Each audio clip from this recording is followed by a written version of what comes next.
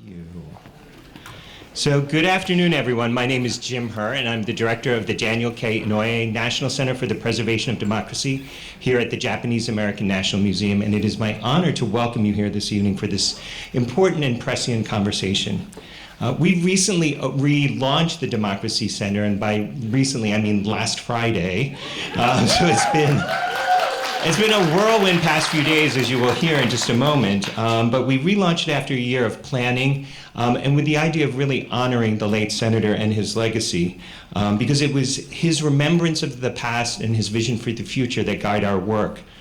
The Democracy Center leans on the incredible work that the Japanese American National Museum has done over the years through its collections, its stories, its artifacts, its people, its community.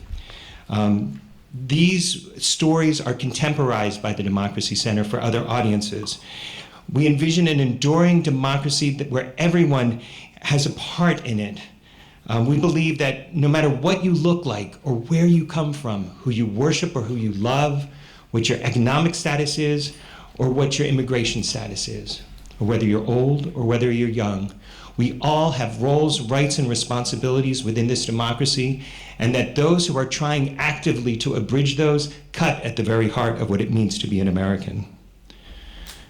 For those that who were not able to visit the exhibition prior to coming over here, it will be open later during the reception. But for those that were, we trust that you have a greater understanding for the contextualization of this American story, and that you have an appreciation for where you are sitting right now. Every day when I walk through that plaza, I hear the echoing cries of children and families unsure of what was going to happen to them as they boarded buses for the concentration camps. This museum, this center, sits at a place where democracy failed its people. A few months ago, we were approached by the Smithsonian Institution to host a series of events tied to their groundbreaking initiative, Our Shared Future, Reckoning with Our Racial Past.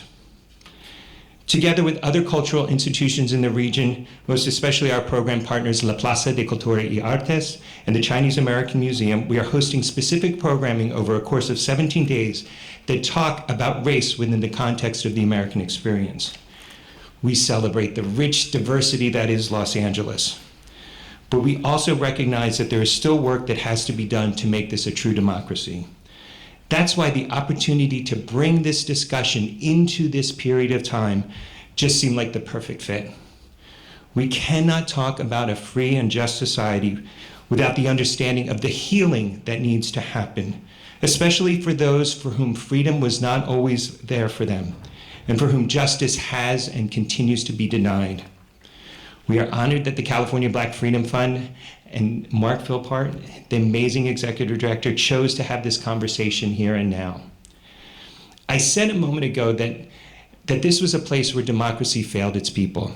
But in truth, through apathy, division, prejudice, it is the people that failed their democracy. But it is also the people that have the power to preserve, protect, and defend it. So let that be our guide as we enter into these discussions today, so that liberty and justice can be realized for all. Thank you. And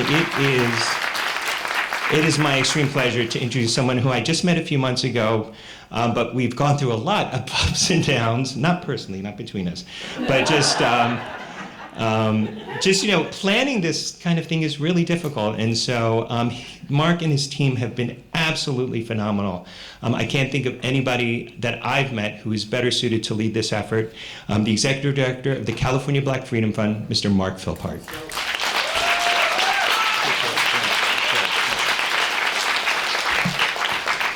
Good afternoon, everyone. Jim, you set me up here. I feel like people are expecting Real Housewives of Social Justice. But I just want to say a few words about why we're here today. But first, for those who don't know, the California Black Freedom Fund was established in 2020 during the racial reckoning with the explicit goal of investing in and building power in the Black community. And at that time, amidst great racial strife, we knew that the relationship between philanthropy and the Black community was broken. Funders and community leaders like Casey Patterson and Ben McBride, Anthony Thigpen, came together to create a new institution that would represent the transformation of philanthropy and that relationship to the Black community. So often when a crisis occurs, there is flash funding that happens where philanthropy is investing and supportive. But when the news cameras turn away, so does the funding. And those of us who lead organizations, in those periods when funding subsides, so does infrastructure. And so we knew that in order for us to build power to ensure for the organization's ability to succeed, organizations who are at the forefront of racial justice to be able to win and prevail, and for our communities to have the self-determined future that we envision, we knew that they needed sustained investment. And so the Freedom Fund was born out of a vision to really transform the way that funding occurs. And it was done so with the idea that we needed more than just a funding entity, but that we also needed an entity that was going to be an advocate and part of the movement.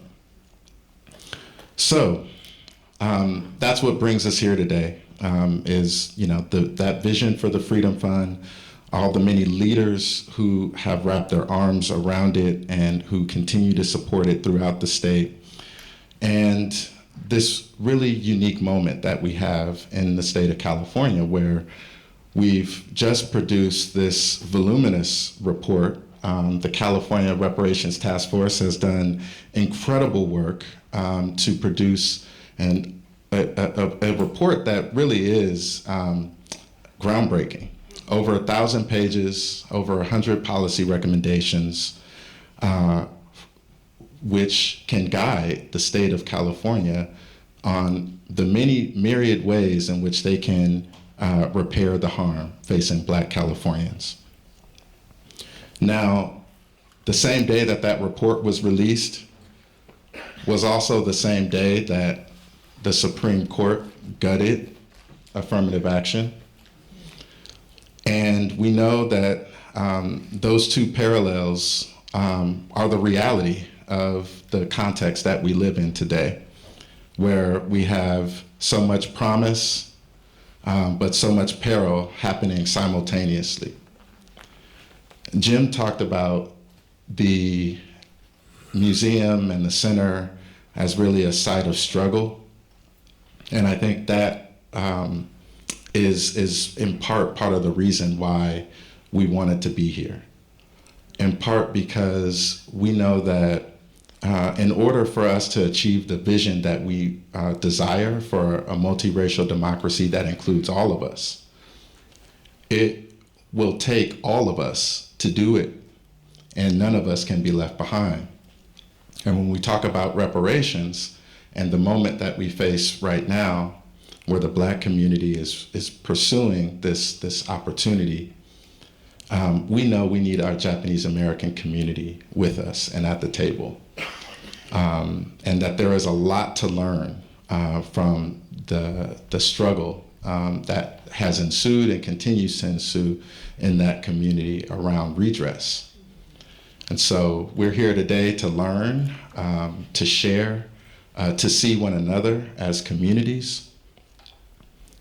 And I hope that all of you got a chance to go through the museum, because it's a very powerful reminder of the harm, the tragedy, and also the obligation that we have in order to ensure that democracy does not fail again. So, thank you. Thank you for coming. Thank you for your attention. And we have what I promise to be a very exciting program. Today, you'll hear from a series of leaders starting with members of the Reparations Task Force. We'll then get into a cross-community panel where people will discuss some of the issues of the day. There'll be time for Q&A and audience engagement. And then we'll have a reception where you'll get a chance to hear some performances from Bantaba Dance Ensemble and the Los Angeles Taiko Collective.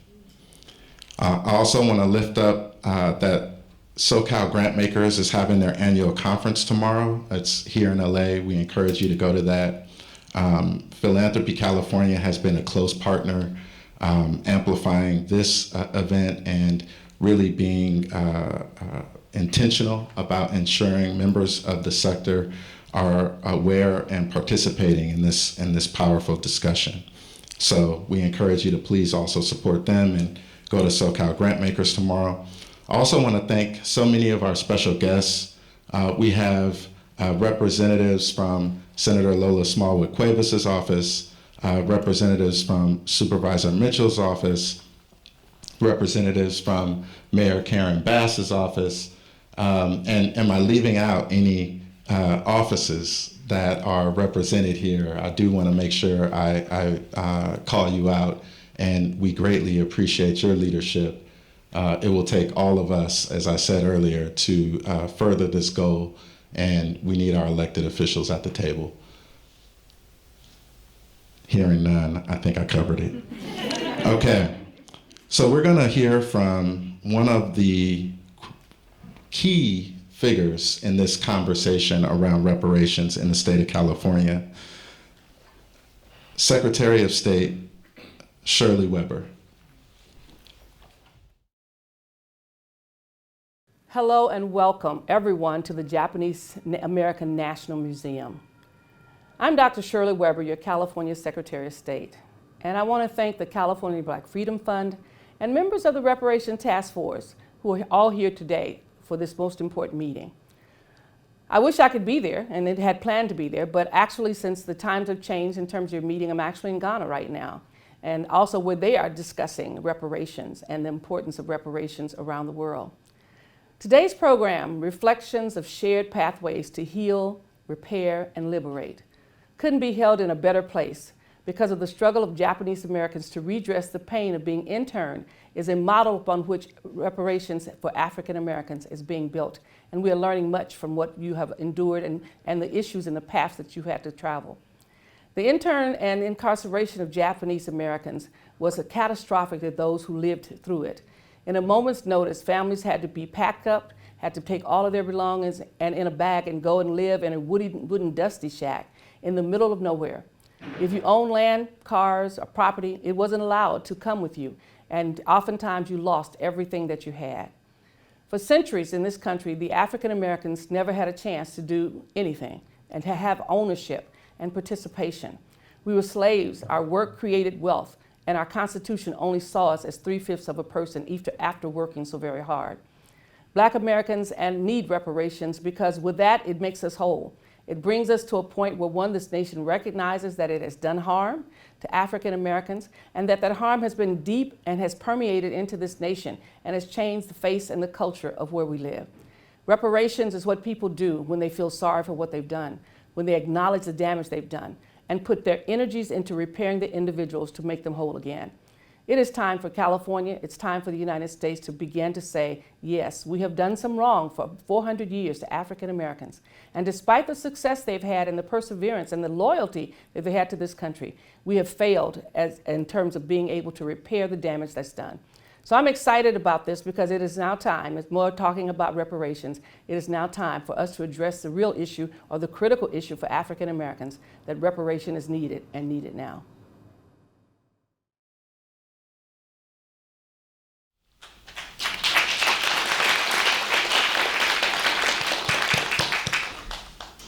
Thank you, Dr. Weber. Dr. Weber has been such a fervent champion on so many things, but on this, she has really opened up the tremendous opportunity that we have today. And so I want to turn to our first speaker, Dr. Cheryl Grills, who's a professor at Loyola Marymount University. to talk about our first theme of the day, healing.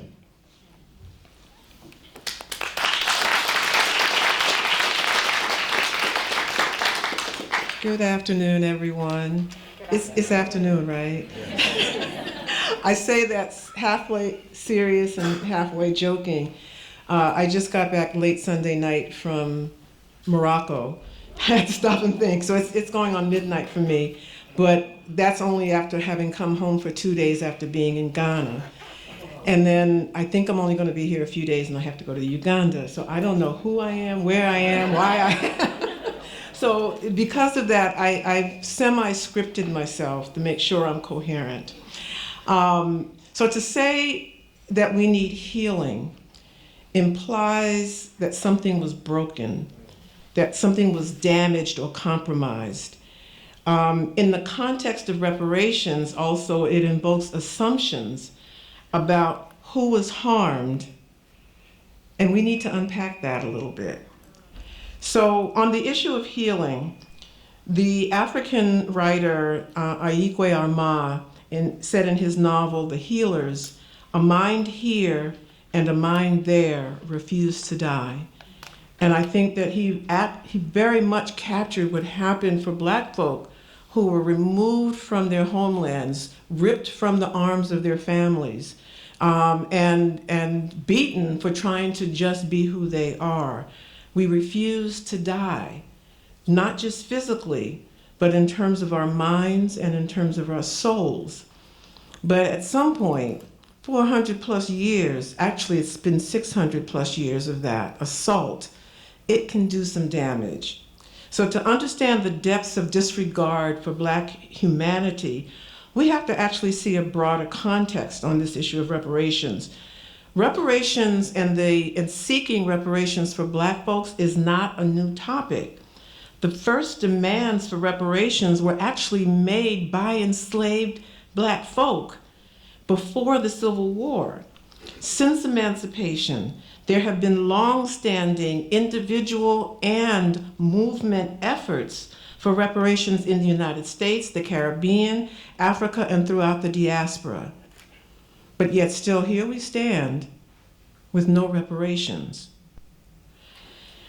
3 quotes sum things up for me. And folks who know me have heard this, because they're mantras for me. First, Zora Neale Hurston said, "The present was an egg laid by the past that had the future inside its shell." In other words, present-day anti-Black dynamics have their roots in enslavement, Jim Crow, separate but equal, and more. And they continue to color the social, physical, and environmental realities of our communities today in ways that haunt our well-being. Secondly, Zora Neale Hurston said, "There is no greater agony than having an untold story buried deep within." Our pain, our agony, our prolonged suffering, and our resilience has been intentionally buried for centuries. What makes it worse is that the remnants of the things that cause our pain, well, they continue unabated to this day and remain invisible to most of America. That's an untold story buried deep within. Third, Malcolm X said, "If you stick a knife in my back 9 inches and pull it out 6 inches, there's no progress. If you pull it out all the way, that's not progress. The progress is healing the wound that the blow made." That's the work that's before us.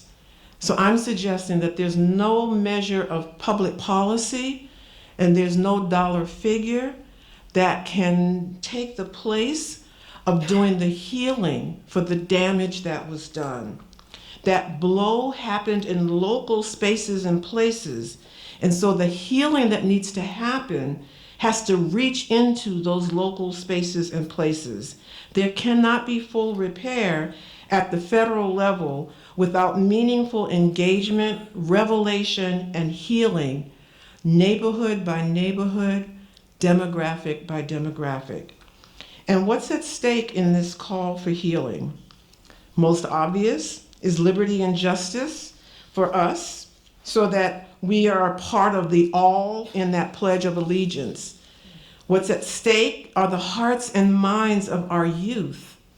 As one young African American teen in Boston said of himself at a community meeting where they're talking about Black people, he said, "I was born to die, but I'm dying to be loved."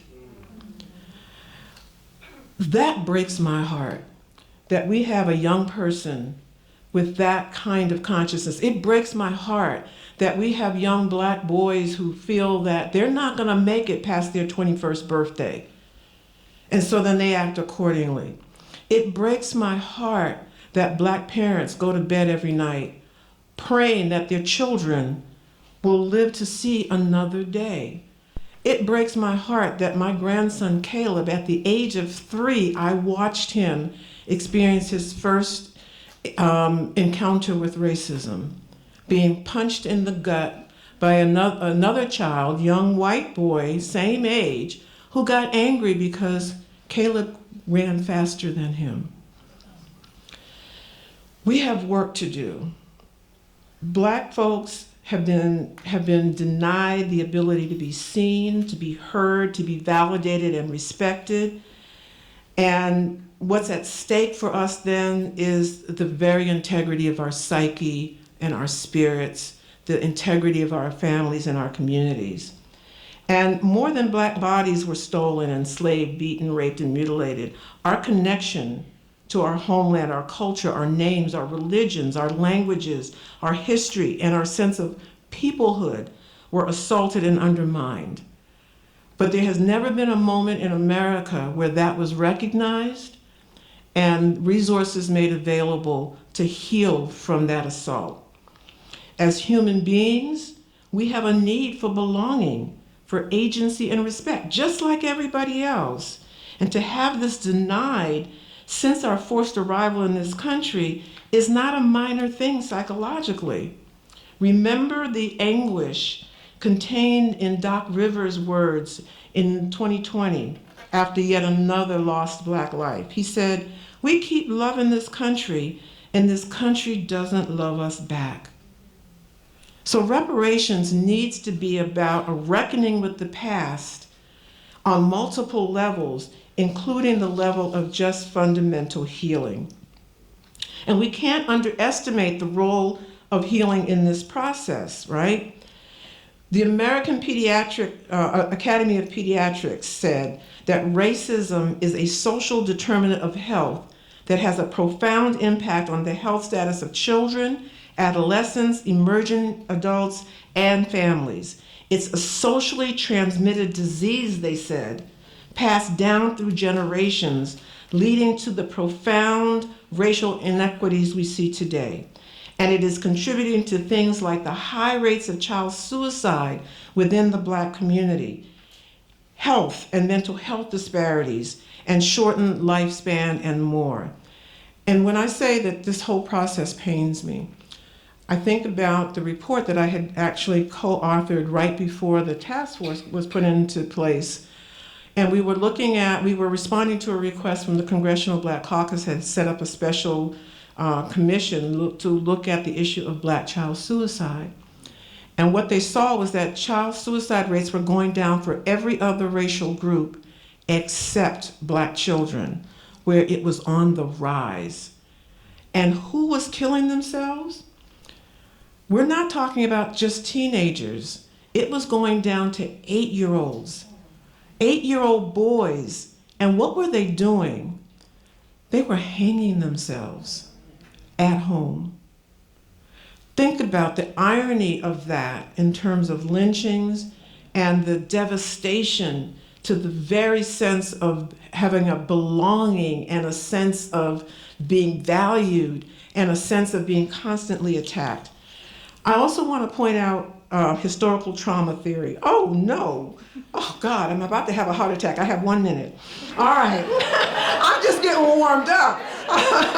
Okay, so let me say this. Let me jump to, so if you haven't heard about historical trauma theory, you do need to look it up, right?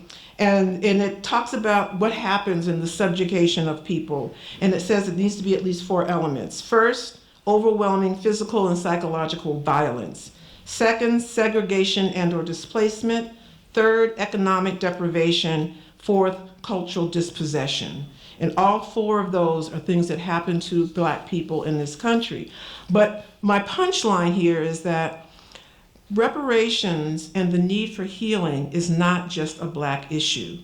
It's an American issue. Everybody in this room has been infected by the disease of racism, and it has shaped how you see yourself, how you see other people, what you value, how you see your role in society. Your very identity is shaped by that. It also has shaped things like your humanity, your compassion. How do you stand in the midst of suffering and not have your humanity somehow compromised, diluted, diminished? We as a society need to look at this. Are we fully human anymore? That's a real question I have. And that scares me, because if we can't be fully human, we cannot survive as a species. That's the one thing that makes us different from the other animals, is that we have a sense of compassion. We recognize that our very well-being is intimately tied up with our connection with each other, that we are each other's medicine. We start losing that, and we're going to see Palestine and Israel full scale everywhere, right? If we can't come to terms in America with what we have done to Black folk, next it's you. Next it will be this other group, and then another group, because we will not have dealt with the integrity of our humanity. So I close by saying we all have work to do. This is not a Black issue. This is an American issue, and it's got to involve healing.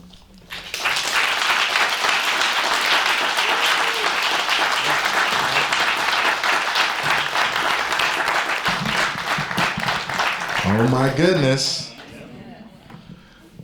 We are so lucky. Thank you, Dr. Grills. And we have two more presentations very similar from Dr. Grills' colleagues. The next speaker is Lisa Holder, President and CEO of the Equal Justice Society and a civil rights attorney, speaking on repair.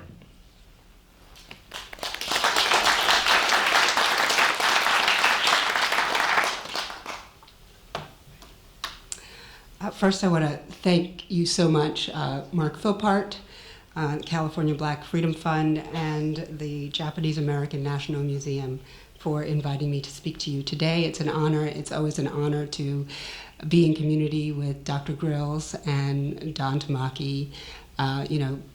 We started off 2.5 years ago. They were colleagues that I admired from afar. And after the tumult and turmoil of 2.5 years of policy making, they are now confidants, lifelong mentors, and friends. I've been invited here to talk about repair.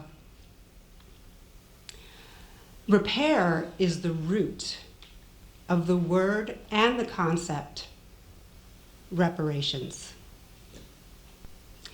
It means making the harmed people whole, and in so doing, repairing the entire social order.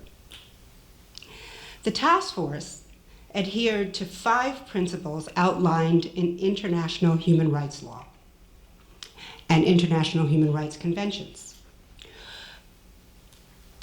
And those 5 principles are: number 1, restitution; number 2, compensation; number 3, apology; number 4, rehabilitation; and number 5, guarantees of non-repetition. For my comments, I'm going to focus on number 4 and number 5, rehabilitation and guarantees of non-repetition. Now, incidentally, the United States is a signatory to the International Human Rights Conventions prescribed by the United Nations. And shortly before the Reparations Task Force convened in 2020, the United Nations did an extensive study of discrimination, in anti-Black discrimination in the US. And the UN determined that the harm of slavery, Jim Crow, and post-civil rights apartheid was of an order of magnitude that constituted genocide. And as such, the United States must repair the harm. Now, talking about rehabilitation and guarantees of non-repetition.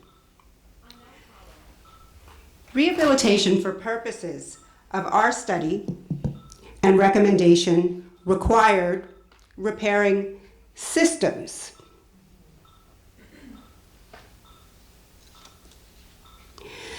Across all sectors. These systems, healthcare, housing, criminal legal, finance, wealth building, education, failed and continue to fail Black people by design. Consistent with the task force's 115 policy recommendations, each and every one of these systems must be rehabilitated, retooled, and reimagined to now serve and, where necessary, to make up for the abject neglect, center the needs of Black people. If we omit the critical step of rehabilitating systems, the harm to Black people will continue into perpetuity. We must take steps such that the harm ceases and desists and never happens again. That's International Human Rights Law on Reparations 101. The other form of repair, in addition to systems repair, is narrative repair. That is the essential fix. Our most prominent and compelling civil rights thought leaders schooled us on the indelible stigmatic harm caused by the anti-Black narrative that emanated from slavery and continues unabated to this day, that fuels bias, implicit and most explicit bias, and structural inequality today. Dr. Martin Luther King denominated the narrative the lie. Toni Morrison called the status quo narrative the master narrative. We know it most fundamentally as white supremacy.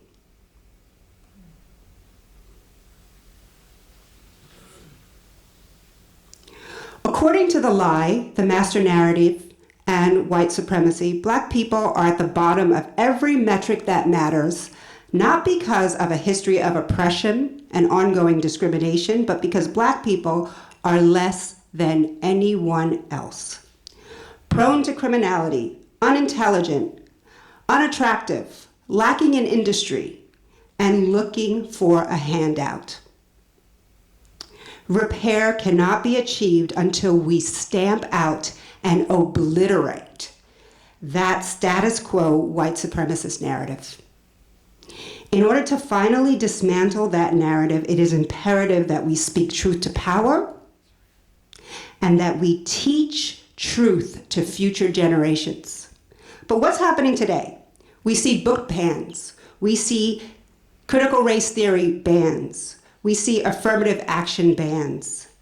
We are moving in the wrong direction. We are reinforcing the lie by canceling the truth. This California Reparations Task Force, what I have denominated a book of truth, it compels us to course correct.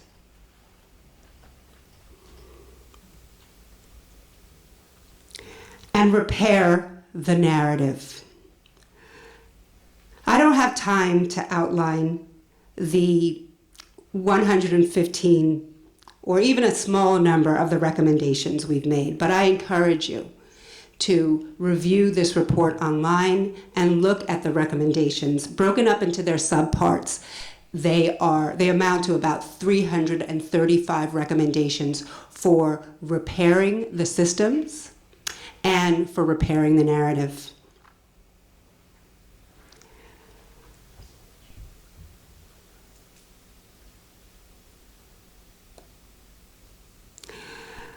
But what I can say about this list that goes on and on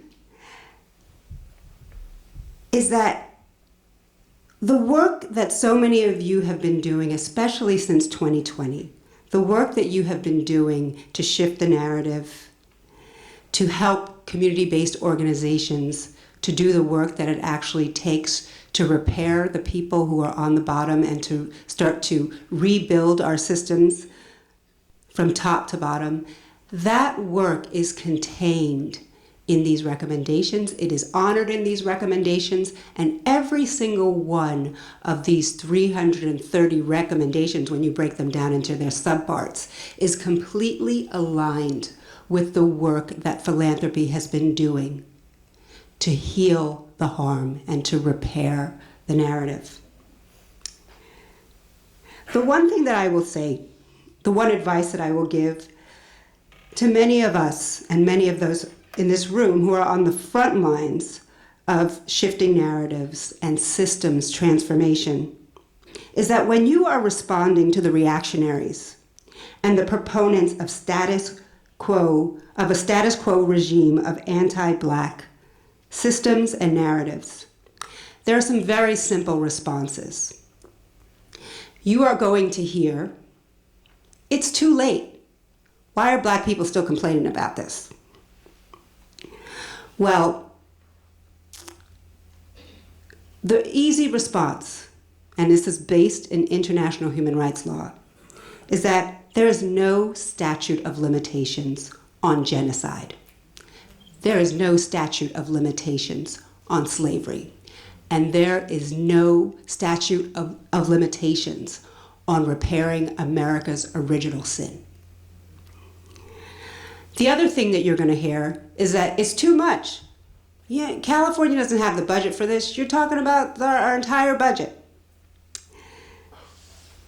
Leading economists concur that since the year 2000, the millennium, anti-Black discrimination, quantified, has reduced the United States gross domestic product by $14 trillion. The fact is, the antithesis to it's too much is true. And that is that it is too costly to not intervene in this moment. It is too costly to not repair the harm. And it is too costly in dollars and cents, but more importantly, for the reasons that Dr. Grills outlined, it is too costly to our humanity. And so with that, I'll leave you, and thank you so much for the invitation.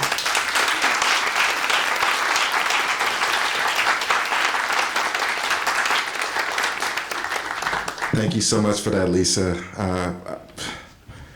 I undersold the number of recommendations in this tome here, and appreciate you expanding our thinking about what it means to repair.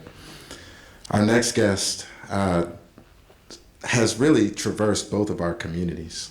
Don Tamaki is senior counsel at Manami Tamaki LLP, but was a central figure in the Japanese American movement for redress and a central figure on the reparations task force.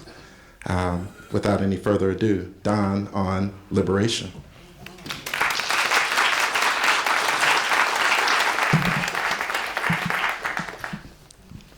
A justice for the short guy in the room. Yeah, I'm more than the guy that photobombed the task force group picture. Some of you have heard my rant before, so bear with me. Just take comfort in the fact that I'm still an angry Asian man. So it's an honor to address a room full of funders and activists devoted to ending systemic racism.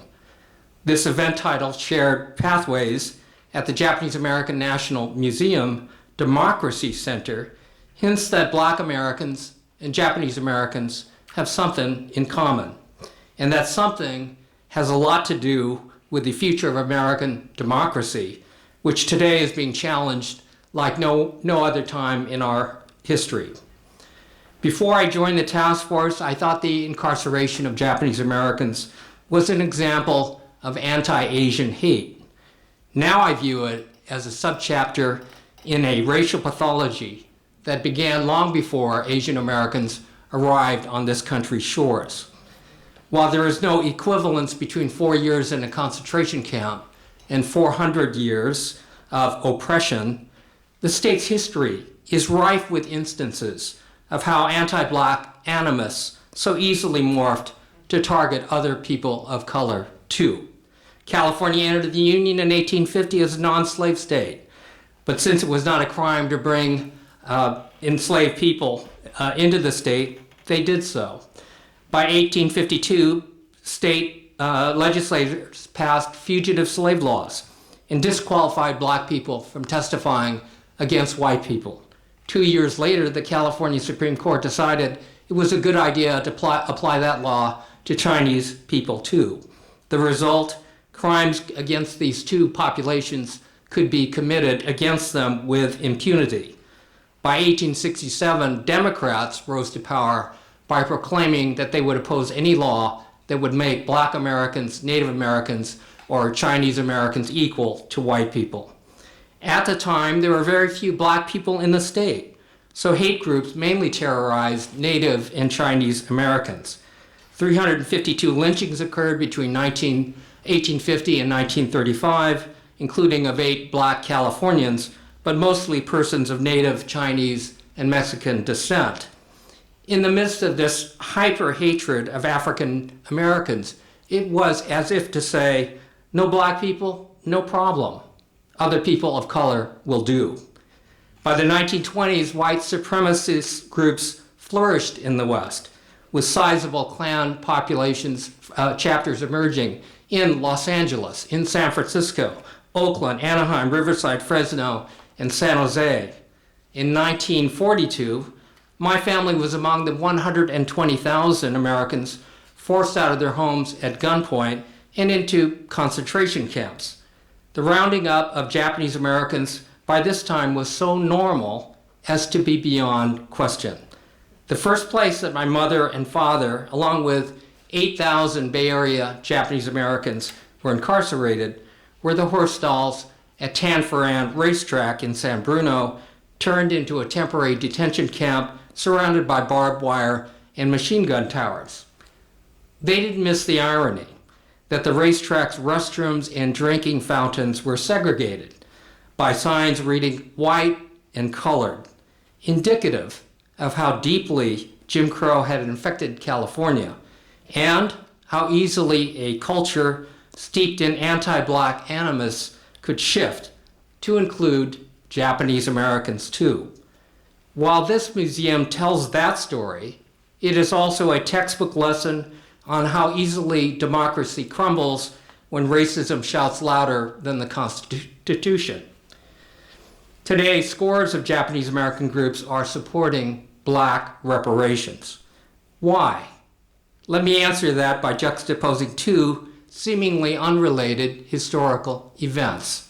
1943, 63-year-old James Wakasa was confined at Topaz concentration camp in Utah, along with Fred Korematsu, my mother and my father, and about 10,000 other Americans. One evening, Wakasa took a stroll along the camp's barbed wire fence line.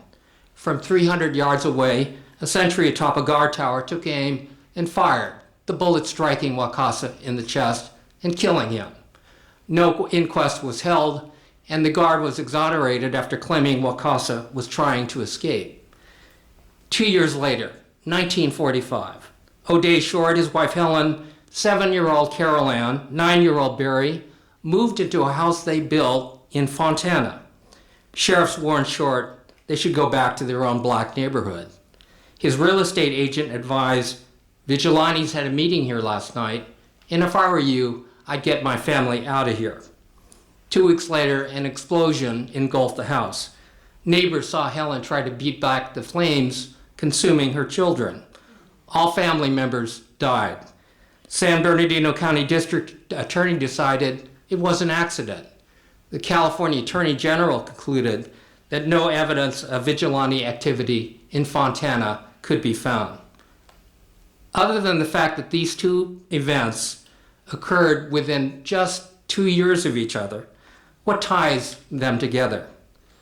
I think the answer is that the hate resulting in the deaths of James Wakasa and the Odell Short family has its origins in the racism that propped up slavery and its aftermath. Slavery has existed for thousands of years, but it was only in the past 400 to 500 years that white Europeans developed a type of enslavement based on skin color that was permanent, that was inheritable, that was multi-generational, and upheld by a culture of white superiority. Once the culture of 1619 used race to dehumanize people to the level of farm animals, pigs and goats, in the words of Martin Luther King, thingifying them, then the most heinous crimes against humanity could follow and did without a second thought. Following the end of slavery, this norm, valuing white lives above all others, morphed into forms of hate that put a target on the backs of not just African Americans, but other people of color too, including James Wakasa.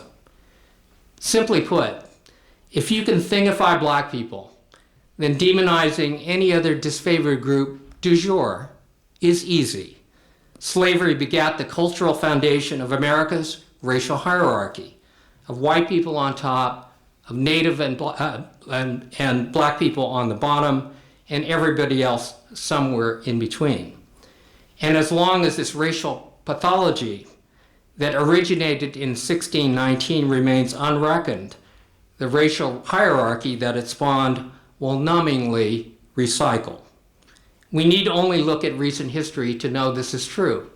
When Mexicans were called drug dealers and rapists, when Asian Americans were blamed for the Chinese virus, when Muslims are labeled as terrorists, when white supremacists declared that Jews and immigrants are poised to replace them, and when one more African American, among countless others, was killed during an encounter with law enforcement, and it barely evoked a shrug, because it is so normal.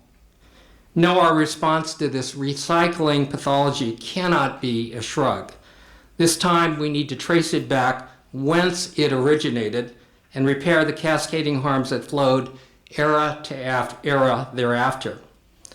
Today, ethnic communities tend to be focused inward and siloed and not connecting the dots across racial lines to identify the common origin of our discontent.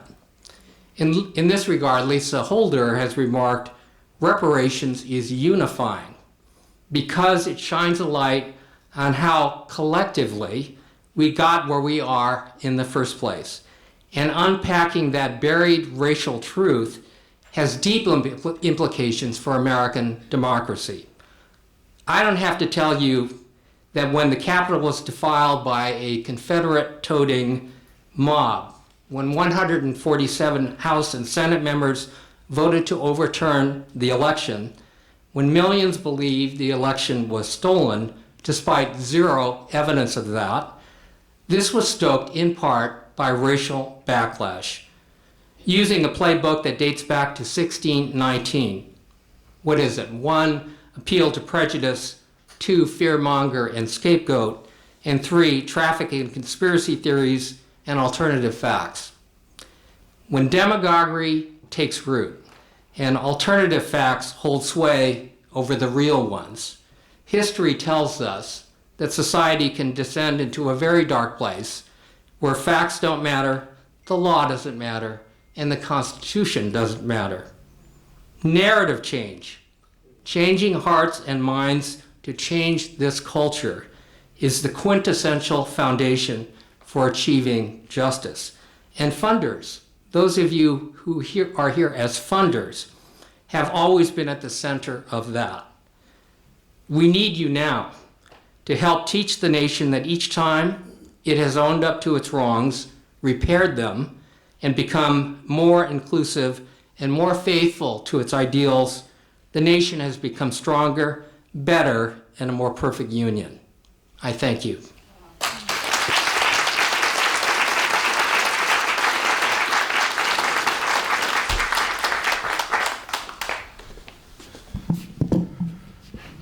Thank you, Don, for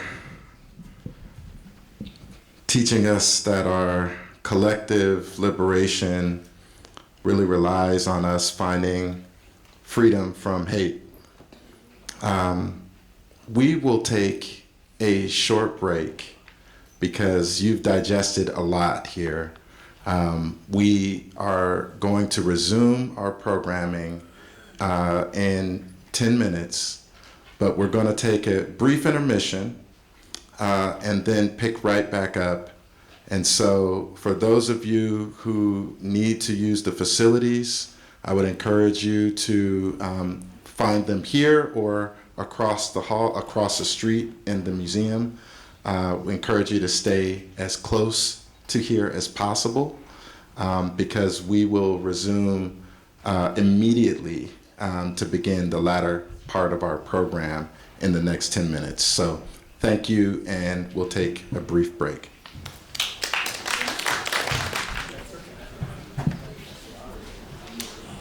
All right, welcome back, everyone. Welcome back. I want to first thank Dr. Grills, Lisa, Don, for your powerful remarks right now. Really powerful. Thank you. Yes, let's give them another hand. And I actually also want to take a moment to thank you for your tremendous leadership and tireless engagement in the task force for, yes, however many years, 2.5 years it's been. Tremendous work. Your leadership, commitment to delivering that seminal work that will contribute to making this a more equitable and just state for everyone. So thank you for that work. So good afternoon, everyone. My name is Joanna Jackson. I am interim president and CEO at the Weingart Foundation, and it is my pleasure. Thank you. It's my pleasure to be introducing this next part of our program, this next session, a cross-community dialogue on the movements for redress and repair. So, racial justice is Weingart Foundation's North Star. And our commitment to investing in racial and socioeconomic equity is deeply grounded in our understanding of this country's painful history. We believe that, you simply cannot get to racial justice if you're not willing to be honest about the depth of racial injustice that exists in this country as a part of our history, much of it rooted in anti-Black racism that results not just in generational harm for Black people, but as you heard, for all communities that we care about that experience oppression, marginalization. So we think of our history as being tied to one another. We think of our healing as being tied to one another. Cross-racial solidarity is the path forward for us. And so we're proud to be standing here supporting the California Black Freedom Fund. We are incredibly proud to support reparations work throughout the state, whether that was investing in communications work, community engagement work, narrative change, storytelling. We are proud to have the Weingart Foundation's name listed among the hundreds and hundreds that signed on to endorse the work of the task force and the report. And we believe philanthropy has a really important role to play here. Beyond those things, philanthropy has an important role to play in helping to uncover the truth of this country, a role to play in investing in our collective ability to heal from that and move forward. And in addition to that investment, we also believe philanthropy has the opportunity, but also the obligation to invest in the telling of your own story, of unpacking your own history, the source of your wealth. I know it's true for us. I think it's true for most of philanthropy when we talk about wealth generation in this country being done under systemic racism at the expense and the cost of harm and trauma to people of color, particularly Black folks. Telling that story is necessary. It is part of the work, and I invite all of you into that. And so how do we do this, right? How do we do this work, investing, repairing? We do that by listening to the voices of the folks that are on the ground, right? The voices of the folks that are closest to this work. We can do that by investing in power building. You can do that by investing in organizing. You can do that by investing in leadership and education and narrative change. And we do that by listening and taking our cues from what community is asking us to do. How do we engage in that work with them? So with that, I'm excited to introduce our moderator for the panel to bring back the phenomenal Mark Philpart, Executive Director of the California Black Freedom Fund, to introduce our panel on the next part of this conversation. Thank you.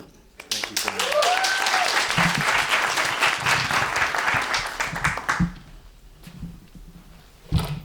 Thank you.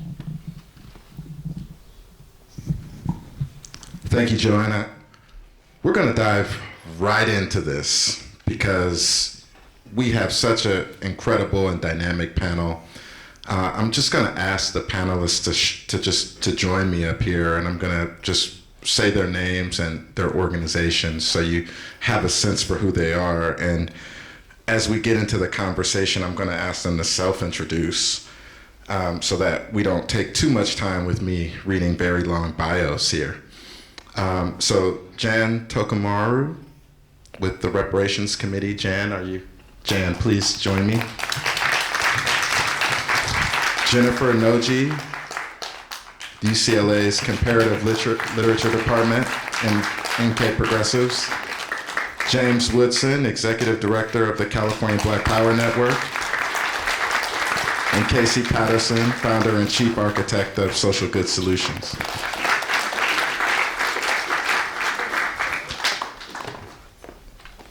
So you each have, Joanna's comments about listening to community were so poignant. And I want to start with you, Jan, so that we can hear a bit from you about Nikkei Progressives. Can you tell us more about how the organization came to be, why it exists, and what's been the experience fighting for redress, reparations, and racial justice? Thank you, Mark. First, on behalf of Nikkei Progressives, we thank the California Black Freedom Fund and the Democracy Center at the Japanese American National Museum for hosting this important event. It's an honor to be here, along with all of the speakers in this space. Nikkei Progressives formed in 2016 as an intergenerational, Little Tokyo-based community, all-volunteer group. We were seeking to change the narratives within and about our community. Initially, we got involved with organizing support for Muslim communities and other migrant families against racist targeting and inhumane detention. We're working to build movement empowering our community through education and organizing with work areas including art and culture, electoral, immigration, Little Tokyo, and reparations work, in addition to partnering in a number of different coalitions. All of us are very well aware of things that have happened in recent years, especially in 2020, such a historic moment of upheaval, different kinds of responses and everything across the range of things going on. So at that time, we decided as Nikkei Progressives to join forces with our sister organization, NCRR, Nikkei for Civil Rights and Redress, in forming a reparations committee. Now, we have roots in the reparations movement for Japanese Americans, and at this moment, we felt the urgency of really coming forward and doing what we could to support by learning from and taking the lead from Black-led organizations who have had a legacy in working on reparations, and doing our best to look within and kind of study that history, understanding what is needed in order to kind of confront that anti-Blackness that we know is historic and that we know has roots and has affected all of us. So we proceeded and we investigated. We had to internalize quite a bit to understand why reparation is owed and long overdue. We advocated for AB 3121 when it was still a legislative campaign, and once it was authorized for the task force, we were very much engaged in supporting and following, sharing with our community about what was going on with that, and also learning from the many testimonies that came through the task force work.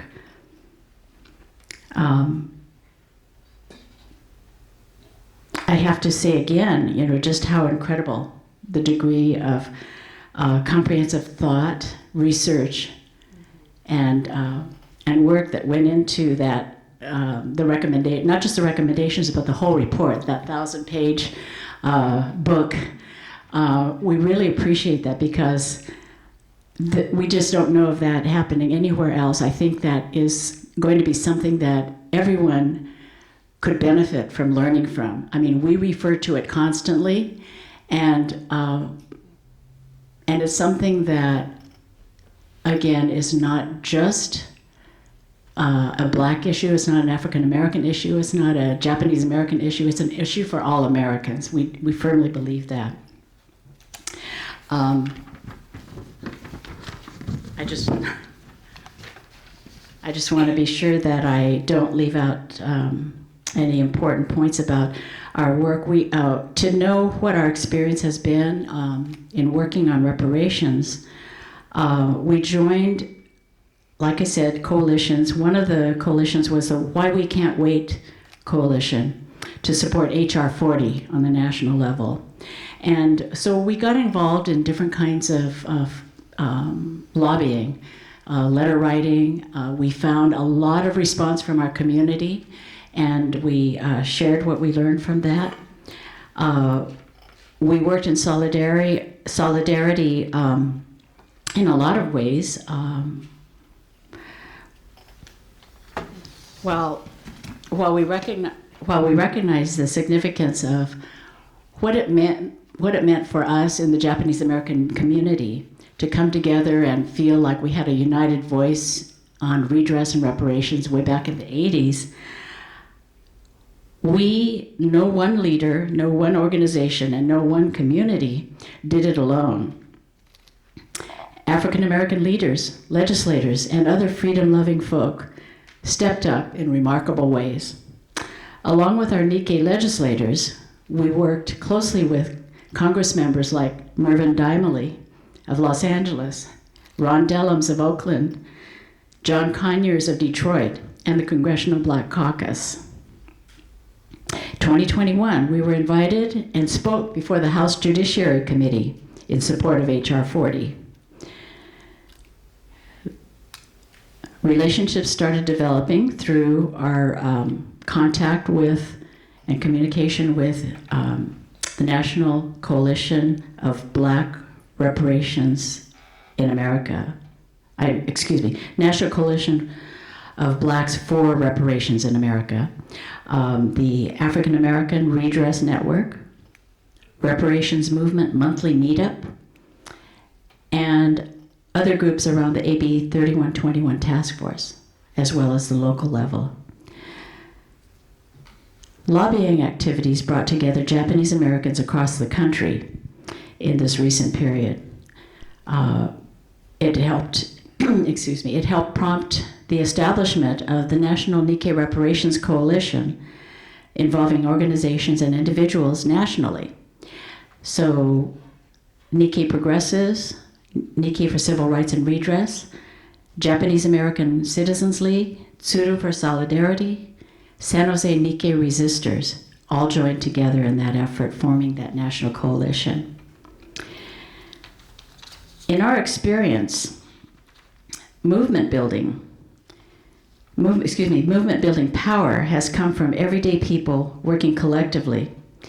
And we continue to learn together by including education in all of our meetings and our public-facing sip and share Zoom sessions on relevant subjects such as Palestine liberation, why Nikkei and other communities should support reparations, Little Tokyo and our unhoused neighbors, Native Americans, Native Hawaiians, and land struggles, voting rights, policy issues, and more.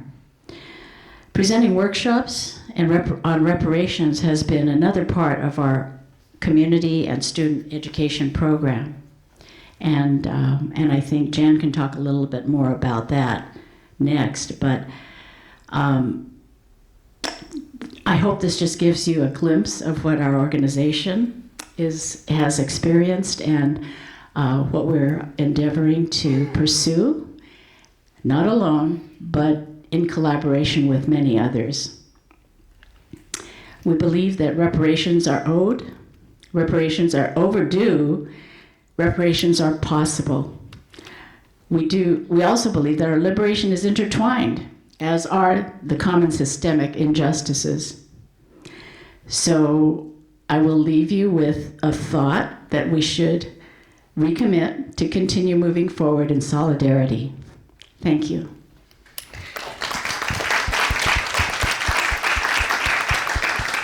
Thank you so much, Jan. And it's so impressive how much structure and organization there is and how much attention there is to political education and study. You made reference to some of the different topics, and you also teed Jen up. And Jen, I want to come to you because I'm curious about how you've connected your work as an academic to your activism and how your work with Nikkei Progressives is showing up within the context of your academic work. Yeah, thank you so much, Mark, and thank you, Jan. Quickly, before I talk about the academic work, I just wanted to, again, thank you all so much for allowing us to be here and share this space with you. Part of the education work that we have done is studying the California Task Force report, the summary version of the hundreds of pages. 85 pages. Yeah, every month we'll take a different section and just go through it. So to actually meet with or share space with those folks who put that report together is such a privilege. So thank you.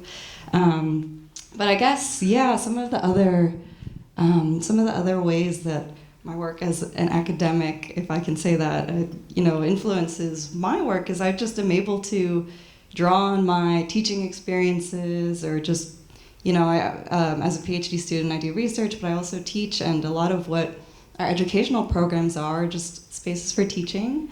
And we have workshops at schools, universities, museums, or we participate in panels at academic conferences, or also just more casual community spaces. But really, we do want to just educate. As allies, partners, friends in this movement, we really see a huge role that we can play is just education.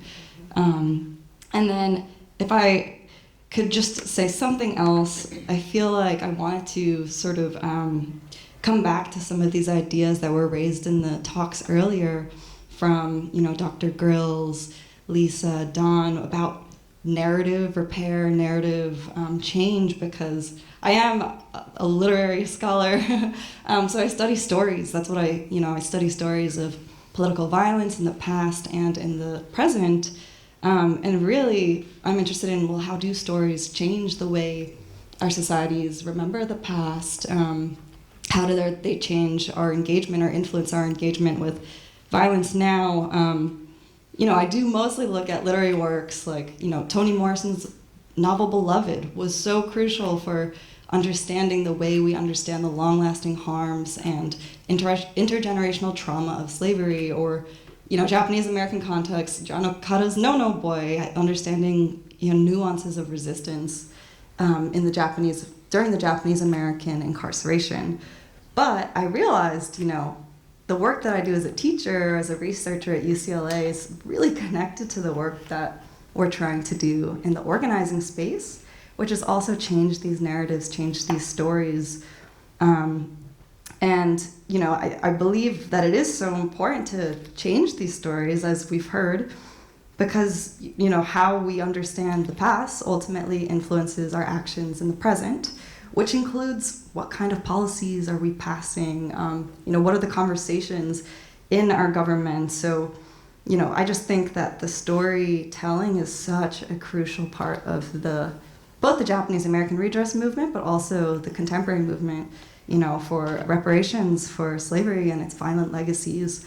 And just to offer a quick example, hopefully quick, from the Japanese American context, one of the really important things, I think, that came out of the Japanese American redress movement in the 1980s were these public hearings, the CWRSE hearings, which finally allowed camp survivors and their descendants to speak about their experiences in camp.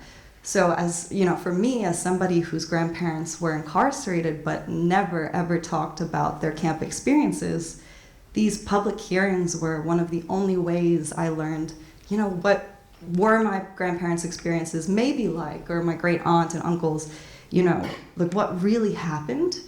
And I think, those public hearings ultimately led to real, material, legislation. The Civil Liberties Act of 1988 largely came from those public hearings, because it was the first time we finally understood how deep the trauma of the camps, how deep did that run. And so I think it's really important to just see the importance of storytelling throughout these movements for reparations, because a note that I made for myself was, whenever I teach the Japanese American incarceration, or whenever my students learn about it, when I ask them, how did you learn about it in school, if at all? They'll say, yeah, well, we learned that it was a grave injustice, and nowadays we're always told the incarceration was, it stemmed from not military necessity, but, quote, racial prejudice or hysteria and a failure of political leadership. And those words came directly from a report by Congress that came from the public hearings of the Japanese American redress movement. So I offer these examples just to show that, how we understand our country as a whole, our history and our places in it, is so closely tied to our stories and the way that we tell stories. So, I think that while storytelling and narrative repair is just one of the really many important aspects of this movement for Black reparations, it is a really important one. And I, really just hope that as we start to hear new stories, these stories buried deep within, as Dr. Girls, mentioned, then hopefully we can start to understand, how do we actually enact repair, healing, for those many harms. Yeah. Thank you. No, thank you. I mean, it's meaning making, is how I like to think of it, and you're helping us make meaning of not only the past, but where we're at now and where we're going. James, I want to come to you. You've had some big news this month, and For those who are going to SCG tomorrow, you can catch James and Lisa Holder in Reparations, moving from report to reality from 1:15 to 2:30 at the Westin Bonaventure. Led by the incomparable Charles Fields. James, can you tell us a little bit about art? Just break it down for us. What do people need to know? A lot. First, though, I do want to say how honored I feel, not just being here today, but in this work. What I heard from these 3 task force members just reminded me of the incredible work that went into it, that these are people who were really grappling with these tough issues and took a seriousness and a heft to it. And that work stands on the shoulders of, and I'm glad Dr. Grills pointed this out, right, that these are literally centuries of demands and work and thought that's been put into this. And so I'm grateful to be a part of that legacy. What I would say is that we got into the California Black Power Network, got into the reparations movement. Shout out to my associate director, who I think is still here, Kevin Cosney, but who recognized the importance of this work and how it connects really all of the things that affects Black people, right? From education to environmental justice to housing to just all of the issues, healthcare. We really got recognized for the outreach work that we were doing through the census, through voter engagement, and I think Dr. Grills knew about that work and brought us in, and so we hosted these listening sessions, really to, right, as the task force was studying the kind of data and history and just all that stuff. We wanted to hear from Black people directly because they had stories of the harm in real time, right? Not just back in slavery, but the fact that folks were dealing with, the effects of mass incarceration and the war on drugs and redlining. And people had stories that had been passed down that they were dealing with, in real time. And so we held 10 listening sessions, engaged 300 Black folks, wanted to bring in more, ended up talking to about 200,000 Black folks through our voter engagement work. And we just, it was interesting because some of the pain that we heard couldn't even be processed in the 10-minute conversations we were able to have with folks. And so, again, grateful for Dr. Grills to talk about the healing work, because we see this really as healing work. But really, Mark, you asked me about the Alliance for Reparations, Reconciliation, and Truth is a new coalition that was just formed, co-convened by the California Black Power Network and Equal Justice Society, led by Lisa Holder. And what I would say is that it is really both what we see as the solution to a problem and a bit of a kind of meeting of the minds and great minds thinking alike. Lisa and I had some conversations during the task force process, really about Equal Justice Society and CBPN working together on other things. And coming out of the task force process, we had a conversation, and we were just like, so what's next with this, reparations thing? And we said, well, we were interested in starting a multiracial alliance around reparations. And Lisa was like, oh, well, we were thinking about doing that too. And so, we knew that there was a lot of alignment in what we wanted to see. There was a lot of support for the task force recommendations. And so we were just like, well, what if we did this together, right? And so that began a series of conversations, which has culminated really in the launch of this alliance. We brought in some core partners with our two organizations, so the Black Equity Collective, and you'll hear from Casey Patterson in a second, and Catalyst California. We have just, and Nikkei Progressives and NCRR are also a part of it. We have groups like AAPI Force that's also a part of it.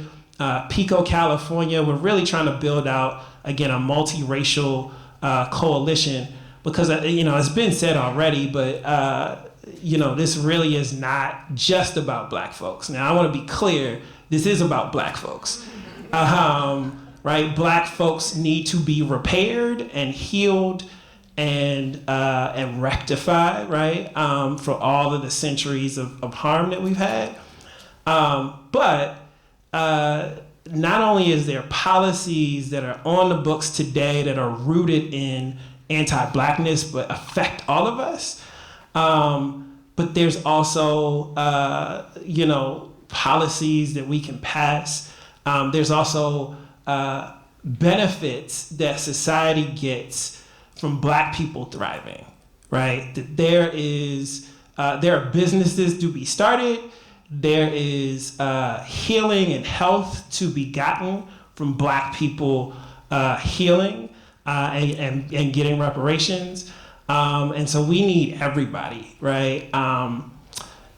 Maybe if I make two more points, Mark, one is that I think we often underestimate the levels of anti-Blackness that's in our politics.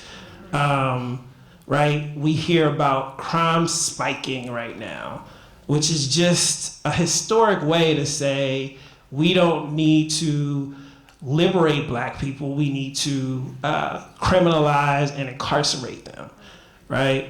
It's a dog whistle to get white folks, quite frankly, scared and to drive them to vote a certain way. There's no coincidence that we're hearing about this right before a presidential election. We see criminalization of the homeless, right? We know that Black folks are disproportionately homeless. And so when you talk about sweeping up encampments, when you talk about cleaning up the streets, that's really about incarcerating Black folks, right? And so these are narratives that are being put out that we don't even think about, but they're rooted in anti-Blackness and they're rooted in the harm that's been caused by Black folks, and it's an attempt to cause more harm to Black folks even in 2023. The other thing is that we hear a lot of times that, this happened a long time ago and, it wasn't my fault and I shouldn't have to pay for it. But the fact is that all of us are benefiting from the harm that's been caused by Black folks. If you took a highway to get here, right, that highway was literally erected around a Black neighborhood.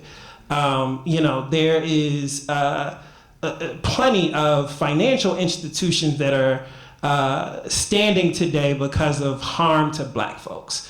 And so we all benefit from that, and we all need to be a part of the solution. So what I would say is you can go to alliance4.org to sign up and stay plugged into this new alliance that we formed. You can also go to supportreparations.org and sign up your organization to endorse the task force report. Thank you, James. We'll be coming back to that. And Casey, I want to turn to you. The Black Equity Collective played a foundational role in supporting the task force through a series of listening sessions. And I want to just hear what you learned from that experience. Joanna talked about listening to community, and I just want to pick up on that with you. Oh, sorry, y'all. That's my husband telling me that he loves me.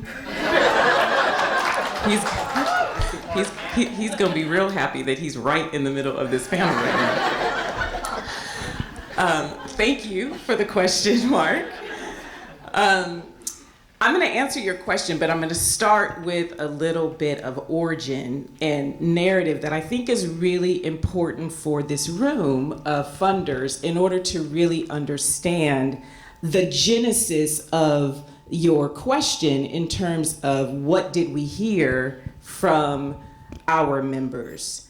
So the Black Equity Collective, of which I am the founder and chief architect, is really a reparative organization. And it was started in 2021 after having been sort of part of an effort that was actually funded by the JIB Fund, represented here in the room, called the Black Equity Initiative. And that initiative was really about how can funders specifically use the tool of philanthropy to address systemic racism. And that happened back in 2016 at a point when there were very few people in philanthropy who were willing to be so explicit about the need to address systemic racism where Black people were being disproportionately harmed. And I name that because it is an important origin to your question. So when the Black Equity Collective was formed, it was really formed because we had leaders who had been, Black leaders, who had been part of that initiative, who for the first time really ever had specific investment in Black specific work that they didn't have to couch under communities of color and people of color, work that they could say, and we asked the question, but what are you doing for Black people?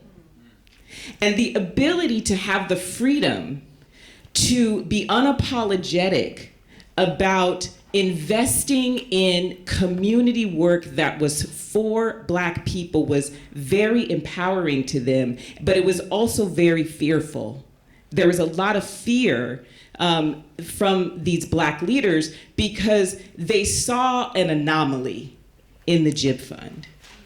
They saw that there was one funder who was willing to do it, but by and large, philanthropy, that was a non-starter. You couldn't say Black without saying, well, what are you doing for everybody else?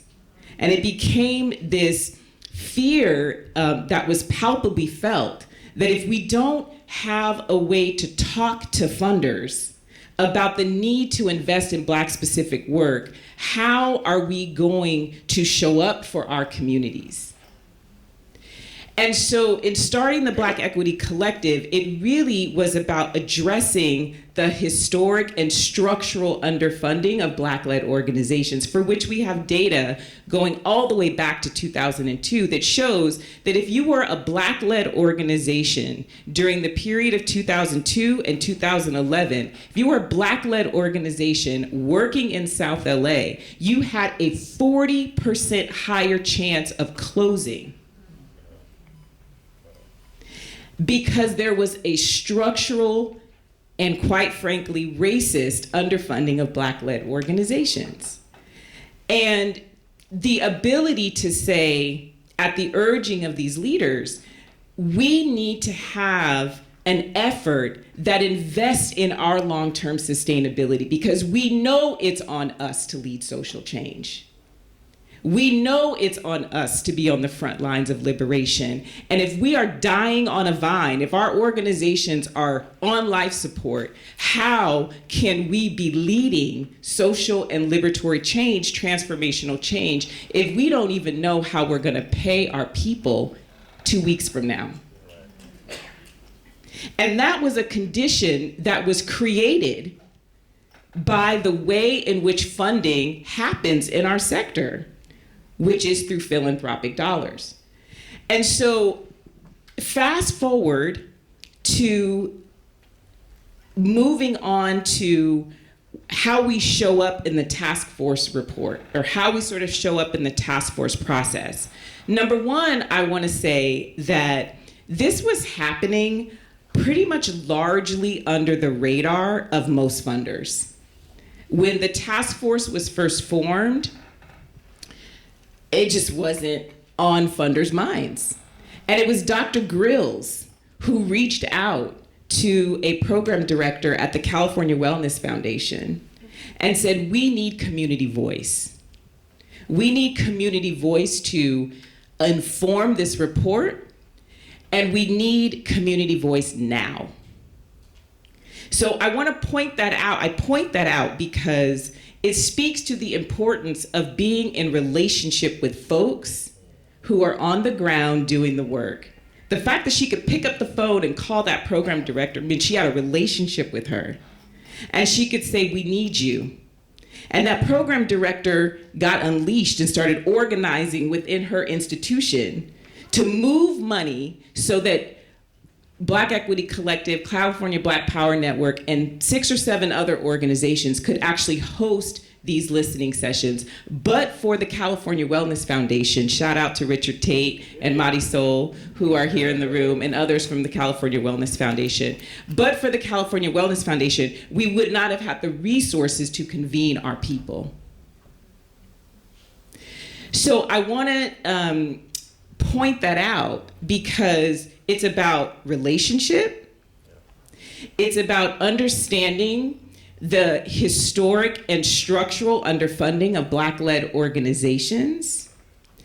And to quote the great Karen Lane, who's now the deputy mayor of community safety, it is more than an investment in the Black community. It is a debt owed. It is a debt owed. And so to answer your question, what did we hear? Our contribution, the Black Equity Collective's contribution to the task force listening session process was to hear specifically from Black nonprofit leaders. And we wanted to do that because it was a voice, it was a constituency that had not been organized because it largely is not funded. And there was no sort of single body that was organizing Black nonprofit leaders. And so the Black Equity Collective really filled a gap in being able to do that. And so we wanted to make sure that the voices of Black nonprofit leaders who live the inequities every day and how they serve their communities, we wanted their voices to be present because they're not only Black folks themselves, but they're leading organizations and they are on the front lines of community change. And so what did we hear from them? That was a very long setup to answer your question. What did we hear from them? We heard the headline won't surprise you. We heard from them that the harms are intersectional and therefore the repair needs to be too. And they specifically called out mass incarceration. They specifically called out the intentional breaking of the Black family and the brokenness that really is the goal. The goal is brokenness specific to the Black family around mass incarceration, war on drugs, and all of the policies that surround it in terms of probation and reentry and all the things. And then they talked about the financial harm. They called out specifically the financial harm, the ways in which wealth has been deprived, the ways in which investment in their own organizations have been denied. And they talked about the education system. They talked about the narrative repair. They understand the intersectional nature of the harm because they're living it and their communities are living it. And in the height of the pandemic, when you had education-focused organizations all of a sudden become housing advocates, all of a sudden had to stand up food pantries. They had to become more than their mission, and they had to work really in a way that was stretching them. They were already stretched beyond what their budgets could provide, but they were being stretched even further. And so there's a real recognition on the part of Black nonprofit leaders that, number one, they are employers. that when they hire mostly Black people. And the people that they hire are mostly those who are underemployed, those who are formerly incarcerated, those with disabilities, those who are LGBTQI. And so they are creating an economic base for their communities, but they are not being funded at the degree which would allow them to engage in the level of repair that's necessary. And so the importance of being able to elevate that to the task force. And I want to just also finally offer that we look at these task force members and we applaud their leadership, but I want to call them more than leaders. I want to call them historians. The way in which we talk about the founders of this nation is the way in which we should talk about these task force members. Because we are living through a history that they helped create and that they fought hard for. They were defiant in their mission to tell the story regardless of the political environment. And we not only owe them our thanks, it is our duty. If you are a funder in this room, it is your duty to honor the work of these historians by getting involved in this issue.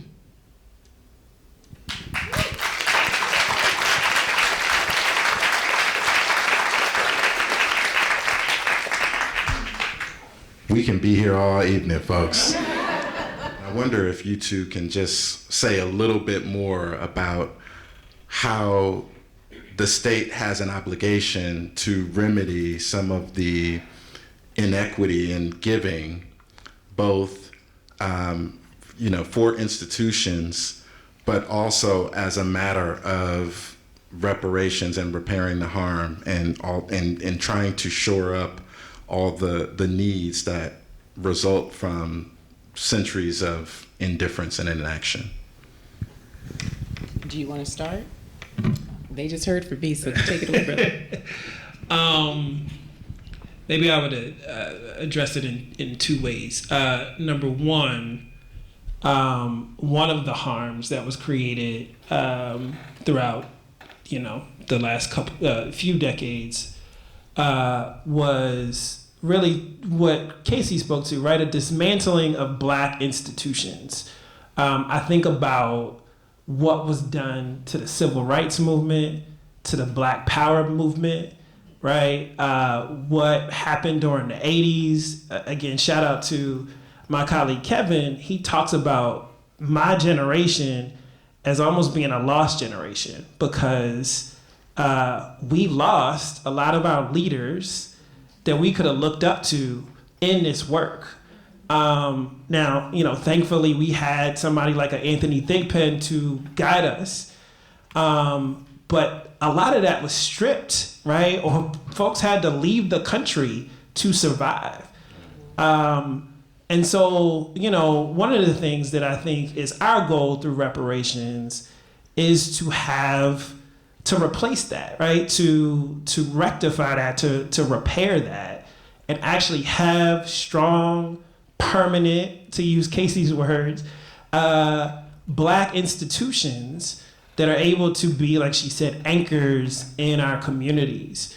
And I think a big part of that is actually having a Black foundation that can fund that and that can support that in other ways. I know the Black Freedom Fund is starting to kind of go through a process of potentially becoming that, but it needs investment to do that. And so that's one thing, right? I think there's just a sort of establishment of Black institutions that can remain long term, that is part of the healing that has to happen. The other thing is, I just think about part of the harm as well as really being a tax issue, right? And I don't want to get too far into taxes because I don't want to bore people. But, right, philanthropy is built off of a tax issue. And when you think about the amount of labor that was put into this country to create a capitalistic society, that folks are able to get all types of profits, then put their money into philanthropic kind of vehicles and potentially not even have to give that back out, right? All of that is about erecting a system similar to what Lisa said about a white supremacist system that is telling a story. And I think it's about dismantling that and actually telling the truth, and making sure that those dollars are actually going to, again, repairing the harm. Last thing I'll say is, so my organization comes out of California Calls, which was very instrumental in getting Prop 15, Schools and Communities First, on the ballot in 2020.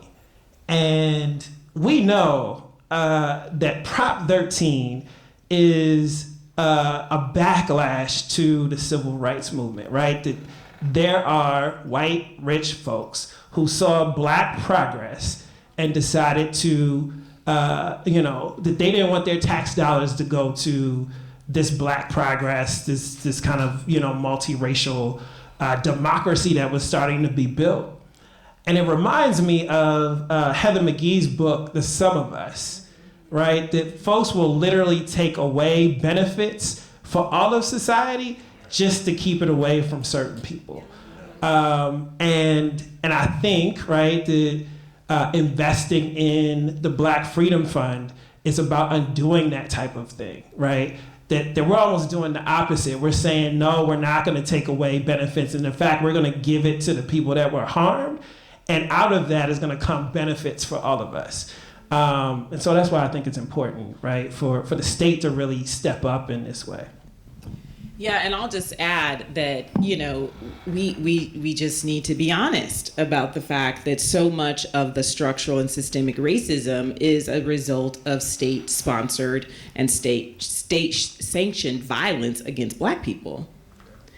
And the state has an obligation to repair.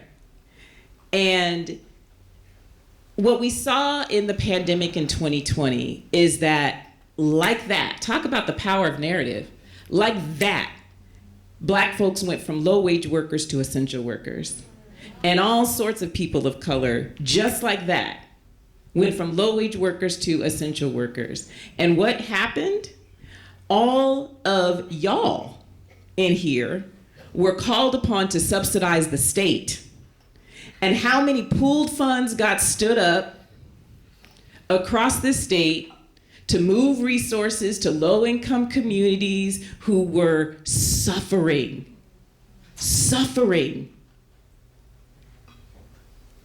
And y'all had to use your philanthropic dollars to stand in the gap. So y'all should be knocking on the state's door. Because the reality is that the state was left off the hook because they relied on y'all's money to do what they were not doing, and then turned around and had their nerve to ask community-based organizations to help them do vaccine education and testing, and didn't give them nothing.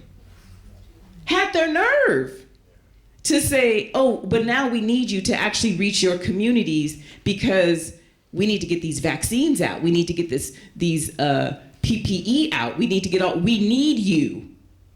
Oh yeah, you need us? Well, fund us like you know you need us. And so the request to fund the Black Freedom Fund was just that. It was to say to the state, oh, we know you need us. We know. You need to know that you need us. And I think the power of joining that voice and that narrative with funders, because again, it was y'all's money that was going to basic needs, just to keep people alive, just to put pop-up bathrooms out on Skid Row. So the impetus of the state to be collecting all of these tax dollars and then not feel an obligation to reinvest those dollars in the very communities that they turned around and said, we need you, is not only shameful, but it should be unconstitutional. And so the investment in the direction of tax dollars into the Freedom Fund is creating a vehicle, we believe, for the state to really be in partnership with Black organizations across the state, not just when they need us to do the work that they can't do, but so that we can do the work that we need to do for our communities. A little too animated up here. You can leave it. I'll leave it. Yeah, don't. I thought it was closer than it is. Thank you for that. And I want to go back to Jen and Jan, and then I'm going to go to the audience because I know you have questions for our illustrious panel here. Jen and Jan, one of the things that is so beautiful to me about the work of Nikkei Progressives is that, we're in this time of retrenchment, right? We're in this time where not only is philanthropy crawling back their support, but you're also hearing about the instability of the economy. And we know that during those periods, the narratives that tend to emanate, and James spoke to this, about the tough on crime narrative. But the other narrative that always comes up during this period is the one of zero sum, right? There is not enough to give to us. There's not enough to give to them. We can't do everything. We have to cut. We have to pull back.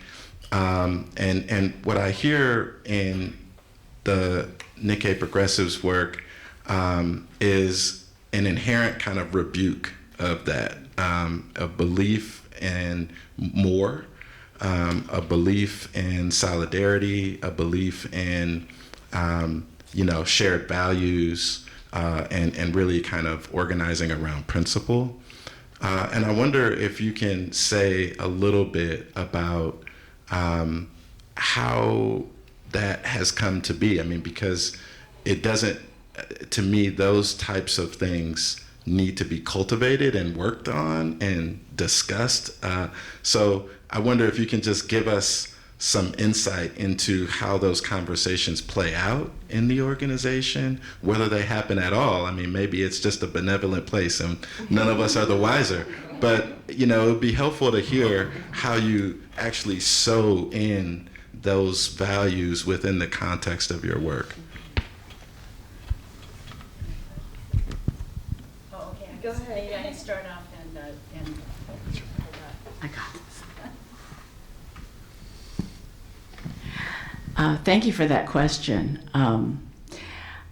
I would say that we come from so many we're mostly Nikkei in our membership, but we come from so many different backgrounds of career, professional experience, education, and even from different regions of the country. And one of the things that seems to have attracted a lot of us to come together is the fact that we needed a place to find a home for a voice to change those narratives. And, I grew up during I went to school during the 60s and early 70s when there was a lot going on, the civil rights movement, there was the anti-Vietnam War movement, things like that.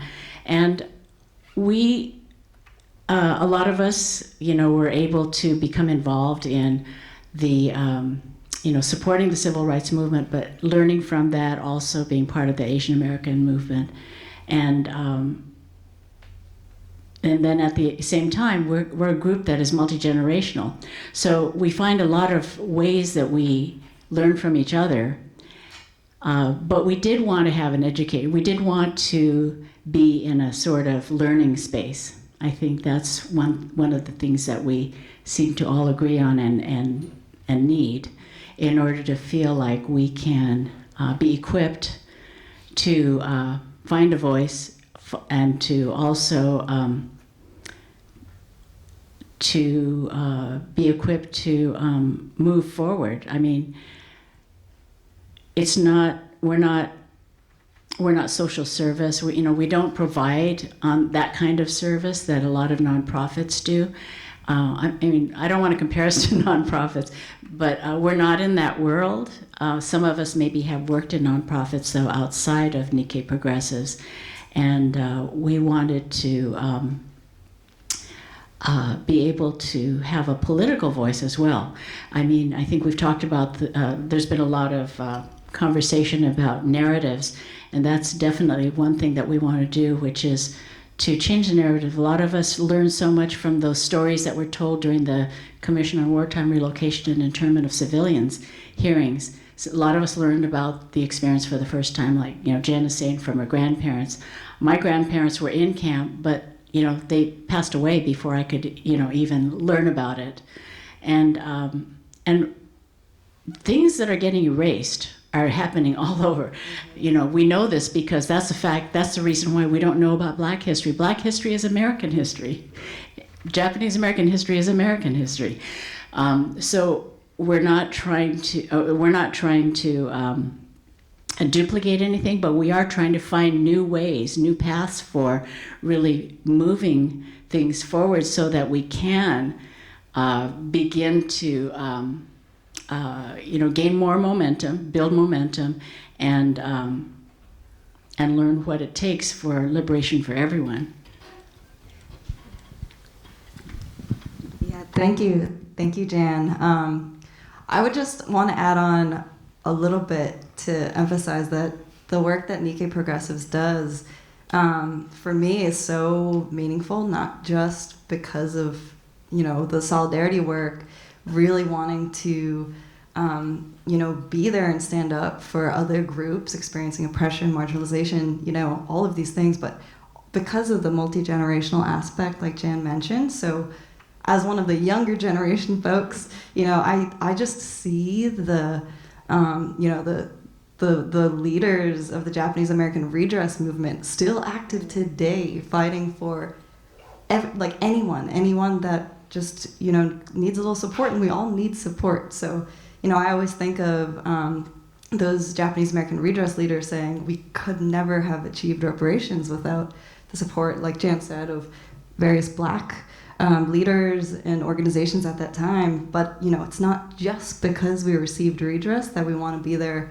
for others demanding repair and healing now, but it's just because we really understand the way we are connected, these principles of unity that come from NCRR, the 70s, the 80s, and we just want to carry those principles of unity into the present in the work that we do now. So really fully understanding that it is healing for all. Thank you. Thank you. Okay, we're going to turn to the audience because, we know that this is invoking a lot of thoughts, emotions, and a whole variety of considerations, and we want to hear from you, and we want to be in discussion. So, will I have to call on someone? Thank you. Thank you so much for your talk. It's so amazing to be here and to share this space with you. As the four of you were talking, I was struck by what Ms. Patterson had said, which is this notion of intersectionality. And then also of what, Mr. Woodson had said about this idea of like these kind of quick pivots that your organizations have had to make. And I think for me, I'm not a nonprofit, I'm also an academic at Cal State LA. It took us only 50 years to get a second College of Ethnic Studies, where I teach. One of the things that I hear from my community partners and the nonprofits that I'm with is how to make the organizations legible to white funders, which primarily they are, right? So how then do you have, and how have you, and what was your experience of trying to say, yes, we're talking about reparations, but we're also talking about education, but we're also talking about dance, but we're also talking about vaccines. But what we're also talking about too is cleaning up our streets and then building a garden, because all of those kind of narratives don't fit very comfortably in a box that is good for grant writing. Right? And let's be honest, that's where it is. It's grant writing. It's grant after grant, and knowing that only 1 out of 1,000 grants will get the 500, the 1,000, or whatever amount it is, right? And I wonder how, or what your experience has been in trying to make those narratives fit those boxes, when what we know is that there's an intersection to these stories, to the experiences, that we are not just looking for medical help. We're not just looking to build a garden, but these are all wraparounds. These are all services that our communities need. And to make that like, as a narrative that like, okay, oh, so you're gonna fund this one section that is actually part of this bigger story.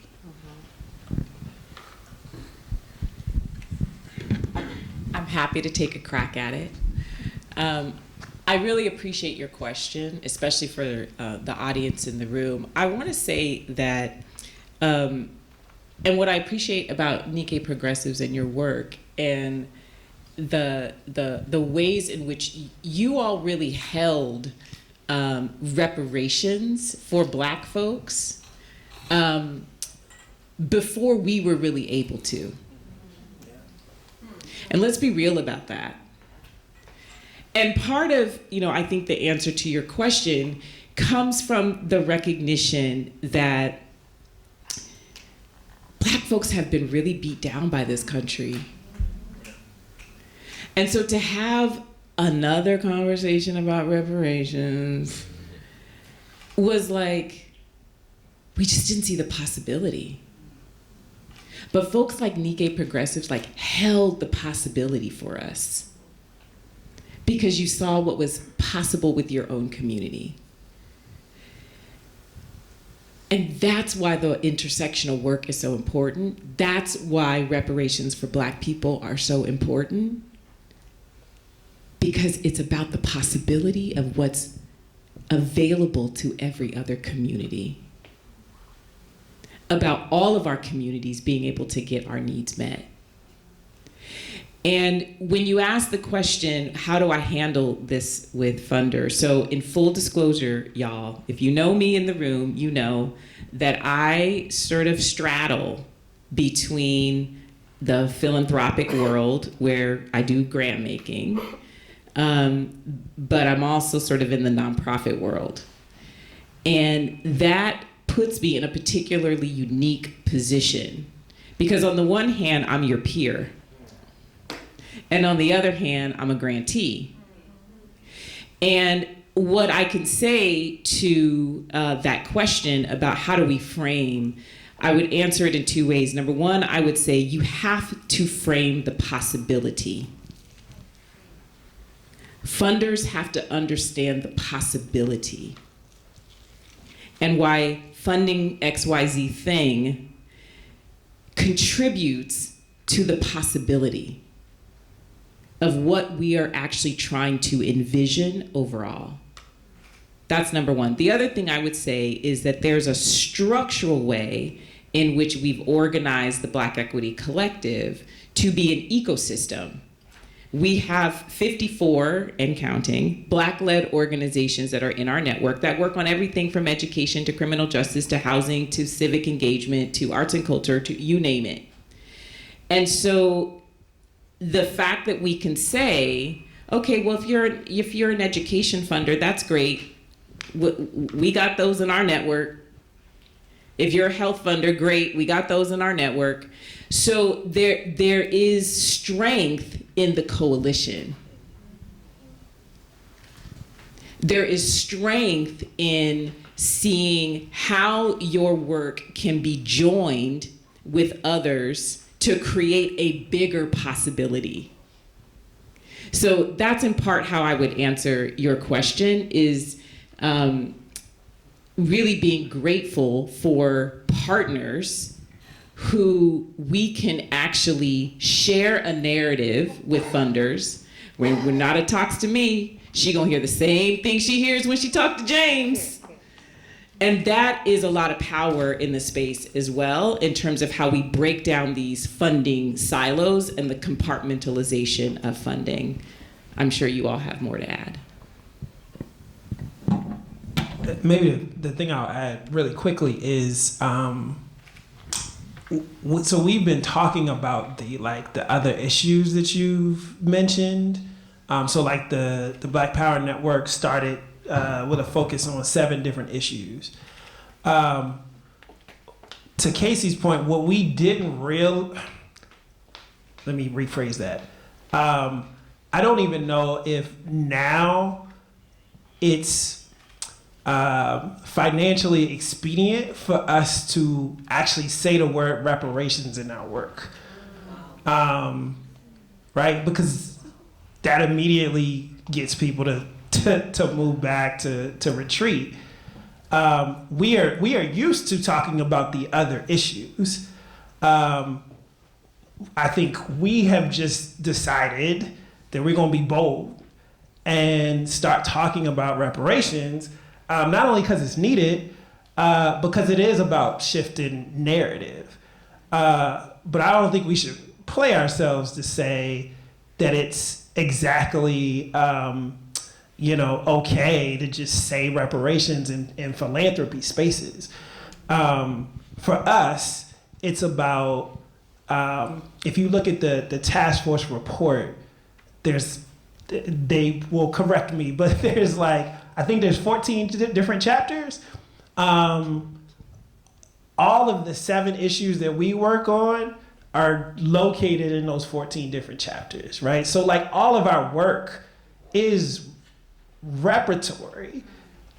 We might not call it reparations, but it is about how we not only repair harms, but continue to progress Black advancement in the state. It's just that we have to, unfortunately, right? It's almost like code switching, if people know what that is. We got to talk about it in certain ways, depending on who the funder is, and depending on what the focus is and what room we're in. And I think the goal is to try to shift that so that we can talk about reparations and it's not taboo, right? We have room for one more question. This question might take us to dinner tomorrow night. To Dr. Grills and to the task force, reparations task force, thank you for your work. And certainly to this panel, you've given me, and I know the audience, a tremendous amount of food for thought. So I run a foundation that's the legacy of the 1984 Olympic Games. And I'm processing a lot of information as a funder, but also as an individual who started a charitable arm. So I sit at the intersection of being a nonprofit organization, asking for funding to help expand our work, particularly on the system changes, and then being a foundation and collaborating with other foundations who aren't like me. Many of them, I think, as you mentioned, James, are family foundations. And so I'm struck by your highlight of the tax structure that actually forms philanthropy. And I know there's been a lot of federal conversation around changing that tax structure, changing the spend rate. I'm reflecting during the height of racial reckoning after the murder of George Floyd that followed so many others, that there was this aggressive nature to spend funding. When the economy is doing well, this is aggressive nature, but there's not this consistent focus on the systemic issues. And I'm moved by a quote that I use often in my work by Martin Luther King. He says that philanthropy is to be commended, but it ought not forgive the philanthropist of addressing the economic inequities that cause philanthropy to be necessary in the first place. So my question, maybe to you to start, but to the panel, is could a strategy be to advance those federal conversations to get family foundations in particular that are sitting on billions of dollars to be more aggressive in addressing those economic inequalities that required philanthropy to be necessary in the first place? You're right, we go into tomorrow night on that one. Yeah. But I think conversation without a strategy, narrative without a strategy, and I've always gone to where the money is, and that's where the money is. Yeah, like one of the things that we've been grappling with as a team, and I kind of mentioned it before, but is this notion of either I'm not responsible or it's just too much. I think, Mark, maybe you mentioned that. Or, this issue is much bigger than just like my foundation. Or, California might say my state, right? Because we need federal reparations as well. But I do think that there is this piece, and again, I mentioned it before, there is this piece. Now, I think with family foundations, it maybe is a little easier to draw the line between the harm and the financial benefits that, that philanthropist got. And so I do think, right, like in many ways, the same way that we had a racial reckoning in 2020 around just systemic pieces, there really has to be a reckoning in philanthropy. Not only just about, right, like individual founders, but just how the whole structure has worked. Right, like, again, right, like we were told that quite frankly, there just wasn't money to support a Black specific power building network when we were building it. We had to, essentially going back to maybe your question, we had to do sort of time-bound kind of 2-year projects just to have funding to get to the next thing. Now, we had a strategy in that, right, to be able to hold a coalition together. But the things that we make Black leaders, Black nonprofit leaders, and just Black people go through to jump through hoops to get funding, that's all built off of, forget about the stolen labor of slavery. Casey mentioned there was literally, right, we survived COVID off of the back of labor. Now it was paid, but it wasn't paid the way it should have been. But essentially it's still stolen labor. We're literally perpetuating the same systems, it's just in a different form, right? And so I do think that there is a reckoning in just how society works, right? What does it mean to have a capitalistic society? And that's not me trying to be anti-capitalist, but that is me saying we gotta question the foundation of what our society is built off of and who's actually being exploited and who's being oppressed in it. And then how do we make sure that we're compensating and repairing those people so that it's not oppressive and it's not exploitive. Thank you. We are at time, and I feel like that was a great way for us to close, James. I want to ask you to all join me in thanking our panelists. Thank you.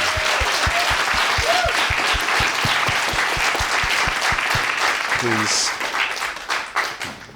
We're going to segue now to hear from a foundation that has walked this road. Casey mentioned it earlier, but if not for the California Wellness Foundation, we wouldn't be here. We wouldn't be in this space where we're trying to seize this moment and this opportunity. We have the great pleasure and fortune of having Richard Tate, the newly minted president and CEO,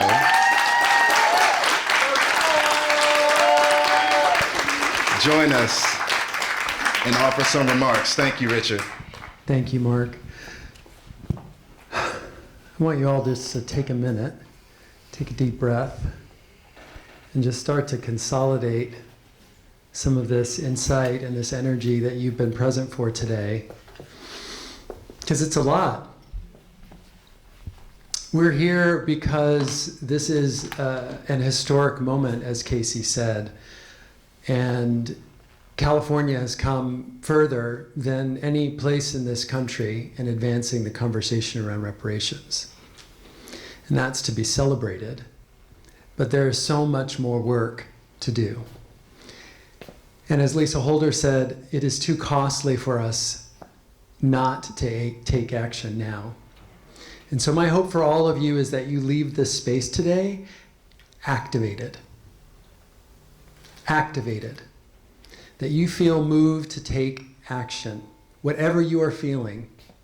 Whether you feel inspired, maybe curious about the history of this issue. Maybe you feel re-traumatized hearing about how Black bodies and Black lives have been exploited to bring us to this moment where we need to focus on reparation and healing. Whatever energy that is, I want you to take that and activate yourselves in your institutions, at home. This is a conversation that doesn't need to continue, it needs to expand. I'm fortunate enough to be leading a foundation that is activated on this issue. And it predates my time. I've been in my job 3 months, so I won't take a whole lot of credit for this, but for 30 years, Cal Wellness has been working at the intersection of health and racial justice. I don't know that we would have used that language 30 years ago, but that is the reality. Dr. Grills talked about the social determinants of health and racism as a social determinant of health, and that is the reality. We know that wellness requires social and racial justice.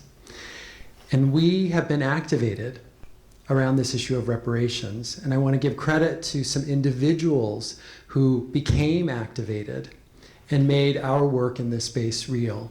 We have one of my board members here, Deborah Nakatomi, who activated, who took full advantage of her board seat at the California Wellness Foundation and brought our board to the Japanese American National Museum. And we experienced and learned firsthand about the experience of Japanese Americans. And she has done legacy work with the Mineta Legacy Project to advance our understanding and deepen collective awareness of how Japanese Americans have moved through this reparations conversation and continue to do this work. She was activated in her role on our board at Cal Wellness. You heard Karen Lane's name mentioned. Karen Lane, a fantastic leader who, as a grant maker at the California Wellness Foundation, sat in that seat and activated herself and organized us to fund the Bunch Center, to fund the California Black Freedom Fund, to fund the Black Equity Collective, to advance this work. And my colleague Marisol Inzunza is here today, and she continues that work. She is activated in helping us to advance this work. There's more work to be done, and I encourage each of you to think about how you can not only move money, but deepen relationships. There's something that Casey said that really stood out to me, Casey Patterson, that it was the ability of Dr. Grills to call Karen Lane and say, this is a moment and an opportunity. We need to organize and be activated on this issue. That is the relationship that enabled the funding to move the work forward. And so it's not just about moving money, it's about relationships as well. And I want to leave you with a very personal call to action, which is that each of you sit and spend time thinking about your own connection to this issue of reparations. Multiracial organizing is very personal to me. As a biracial gay man, I feel like I have navigated this world through intersecting identities, and each of you probably has a story that connects to that. And it is okay, not only okay, but it is important for us to find spaces and moments where we center parts of our identity in order to move the collective forward. So I choose to center my Blackness in conversations like today, when we are talking about reparations that have harmed Black people, Black communities. And if you can connect with that personal story, if you can activate yourself at that personal level, it will power you through those conversations in your organizations and in your institutions to move this work forward. So I am deeply grateful to each of you for spending your time today. I am deeply grateful to Mark and the California Black Freedom Fund. So if you were looking for resources, if you were looking for allies, if you were looking for folks who can help you navigate this personally or in your work in your organizations, to move dollars, to build relationships with Black-led organizations, to build permanency for Black people, to secure the promise of reparations by following the policy recommendations in this incredible report, you have resources. You've seen them on stage today. The California Black Freedom Fund is happy to be a resource to you. I am happy to be a resource to you, along with my colleagues at the foundation. So again, activate yourselves. The moment it is now.